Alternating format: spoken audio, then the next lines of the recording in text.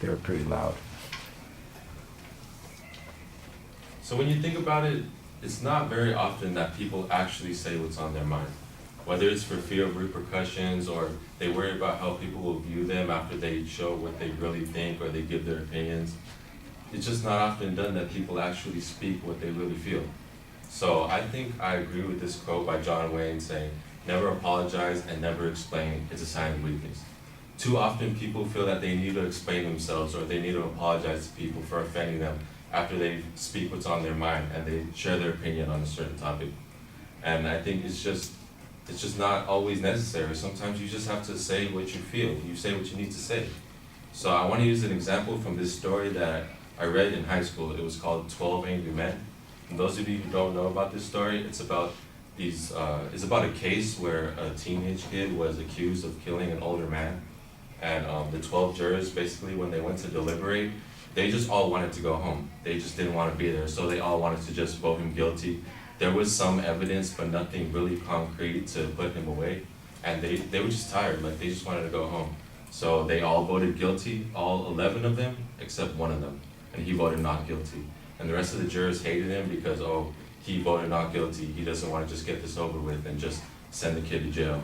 But what ends up happening is he's able to convince and he's able to get the other jurors to actually think and to deliberate and to question whether or not he's really guilty. Maybe we should look at this from a few other viewpoints. Maybe we should examine the evidence instead of just sending a kid to jail because we want to go home. And so I think this is a great example of a man that was able to speak what was on his mind rather than to just, go with the crowd and just go with everyone else on what they thought they wanted to do just because they were lazy. So that's one example. And I think just in general, we need to, if we feel that we're in a situation where we want to speak what's on our mind, but like we're presenting in front of people or we're in a classroom and we have a question on something or we have something to say about a certain subject, I don't think we should be too afraid of what everyone else is going to think about us or what they're going to feel, how they would feel about us after we speak our mind. You just really need to get up and say it. You really need to say what you need to say, and you really need to speak what's on your mind because it might be important as saving a teenage kid from going to jail. It might not, but either way, your opinion matters, no matter what it is.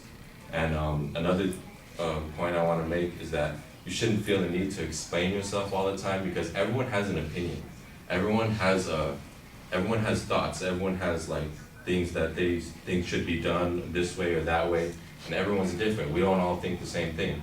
So if everyone else wants to attack you or wants to put you down for what you think should be, how you think something should be, how you think a system should run a certain way, I don't think you should feel bad about what you have to say and giving your opinion on a certain matter because honestly, everyone's going to have an opinion. And that's how it is. Everyone feels a certain way, everyone feels differently. So if there's an instance where you feel like you need to speak up, just say it. Thank you.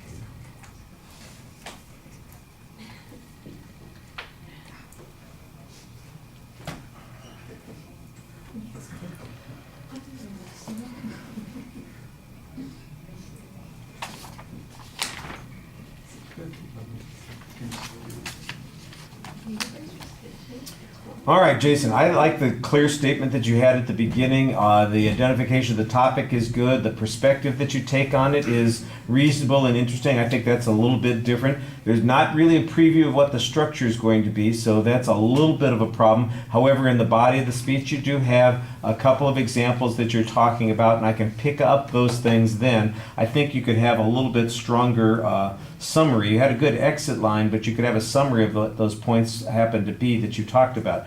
I like the first example that you're talking about with 12 Angry Men. You give us a little bit of detail about what the story involves and how it applies to the topic that you're talking about. You know, that the one juror isn't sorry about and doesn't have to apologize for having an opinion. In fact, standing up for his opinion is the thing that is important in this particular circumstance. I thought that that was a good point that you're making.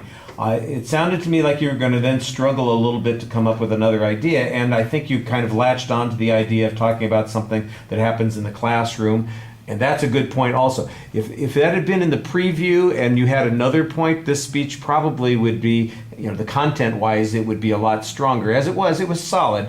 I mean, I like the, like I said, I like the example and the detail that you had. And the second one that you came up with, I think it's a good idea.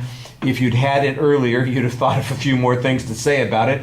And I always tell people, you give a better speech in the car on the way home than you did in class. And you're going to say, oh, I could have said that, I could have said that, I could have said that, because you're going to think of those kinds of things that could have happened in a classroom that would have filled in that example a little bit more. And like I said, a plan would probably help you a little bit more that way. Presentation stuff, I think you're really solid. First of all, you are one of those people that's lucky you've got a good voice. It's nice and resonant. It projects easily, so you don't have a lot of trouble reaching the audience.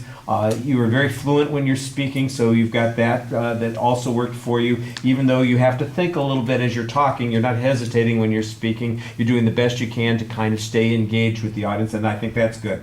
Your gestures, it's kind of interesting. You do have some gestures, but I notice because you have the topic in your hand, you kind of keep the one hand at waist height the whole time that you're speaking. It's like, well, I've got this here. I got to keep it at this particular level in case I have to look down at it. And it's not until like in the last 30 seconds that you finally realize, well, I don't have to keep this up here, and you kind of let your arm drop a little bit. So it's one of those things. If you can get the topic out of your hand, I think you're going to be a little bit more engaged with both sides of your body rather than just the one. But there were good indicators while you were speaking with the left hand too. No obvious anxiety issues that I saw. Like I said, I thought you had a good exit line.